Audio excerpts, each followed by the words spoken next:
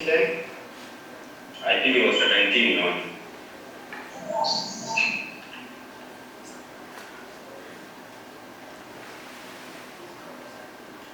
There was school going on.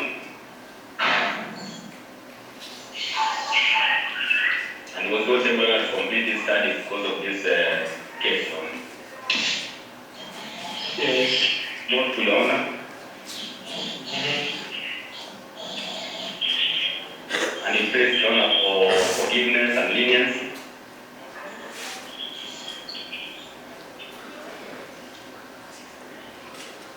Jonas has been charged along with his father, with number 11.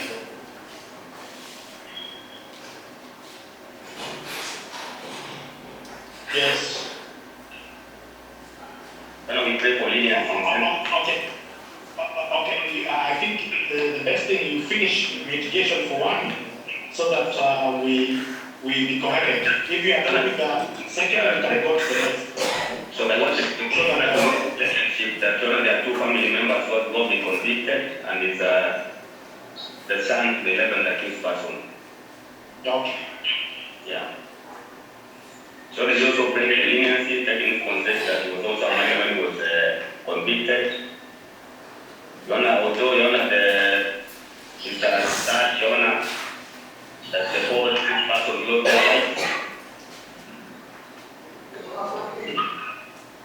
Yes, he was also from the evidence, he was also some kind of a victim in this matter.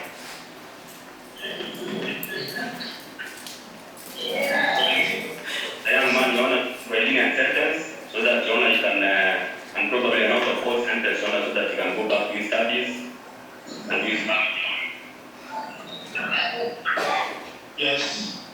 That's all, this person. That is in respect of accused two. Yeah. Are you mitigating? Who's doing it for accused 7? Or 7,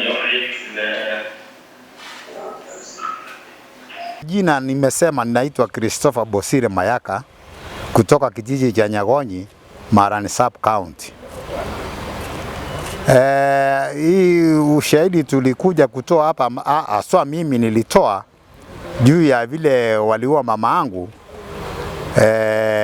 Na ilikuwa wakati wa mchana, sio usiku. Walimtania kuwa yeye ni mchawi, na wachawi waoni vile wanaonekana, vile walivyo. Sasa kitu hii, huyu jaji mkuu hapa Kisii vile ameamua yeye mwenyewe, tutafuatilia hiyo, tutafuata hiyo. Tena tunashukuru kwa vile amefanya hivyo, kwa kuwa yeye ndiye muamuzi wa hiyo kesi. Sasa hatuwezi kusema lolote juu ya wale ambao watawachiliwa, wasije wakajigamba huko nyumbani hati wao hawakufanya lolote.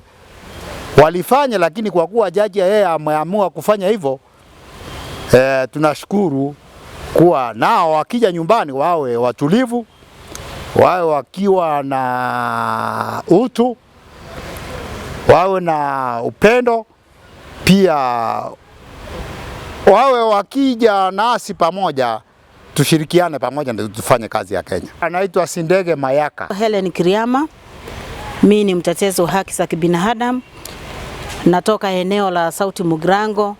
Leo tumekuja hapa koti ya Kisii kuja kusikiza uamuzi ambao ilikuwa itolewe leo kuhusu wale wamama wetu waliuawa Marani. Tunashukuru sana, jaji amefanya kazi nzuri. Wamepatikana na makosa 4 na wengine hawakuwa na makosa. Tutakubaliana na uamuzi wa jaji kwa sababu yeye amesomea sheria. Kitu ambao ninaomba, kuna wenzetu ambao wataenda kuachiliwa waende nyumbani. Ninaomba pale nyumbani watakapofika nyumbani, tuwaone kama watoto wetu ambao sio wale wauaji, kwa sababu sisi kama watetezi wa haki tunatetea haki ya kila mmoja. Walindwe vizuri, wasidhurumiwe, wasifamiwe eti wao walikuwa wauaji. Hapana, uamuzi imeamuliwa vizuri. Naitwa Zura Gisiora, niko hapa kama mwakilishi wa dini. Tumekuwa tukifuatilia kesi hii ya the Marani 4. Leo jaji ameweza kuongea na kueleza vile hukumu itakuja kutolewa Januari. Wasia wangu kwa vijana huku nje na watu wazima ni kuwaomba tuwe na utu. Hata ukipata mtu anavamiwa, fuatilia ujue ukweli kwanza, na hata ukijua ukweli usimdunge kidole.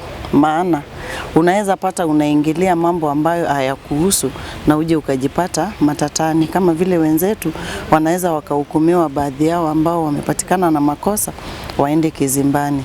Na kile nitaomba wanakijiji, kwa kweli wale ambao watapatikana hawana hatia wasiwaone kama adui, wawa accommodate kama wenzao kwa jamii na waishi kwa upendo.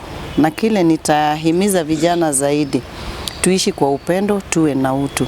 Tusione kwamba watu ambao wamezeeka wanakaa kama wachawi ama ni wachawi. Mtu anaweza akawa maskini ikachangia yeye kuonekana jinsi anavyoonekana. Kwa hivyo tubebane kwa pamoja.